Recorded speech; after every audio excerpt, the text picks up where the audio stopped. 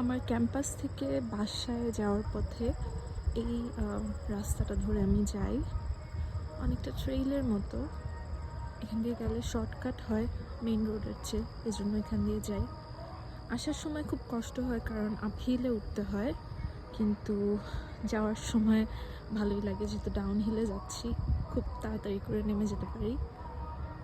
বাংলাদেশে থাকলে হয়তো এই রাস্তাটাকে বলতাম যে একটা জঙ্গল, এখান দিয়ে কেন যাব, কিন্তু এখানে বেশ সেফ। অনেক মানুষজন এখানে স্টুডেন্টরা যাতায়াত করতে থাকে, আবার জায়গায় জায়গায় এখানে সিকিউরিটি কল করার ব্যবস্থা থাকে। কোনো সমস্যা হলে সিকিউরিটিকে যে কোনো সময় ফোন দেওয়া যায়। তো এই তো এখনও ফল কালার আসেনি, আর খুব তাড়াতাড়ি মনে হয় 1 মাসের মধ্যেই সব কিছু একদম রেড, ব্রাউন আর ইয়েলো হয়ে যাবে। এই তো।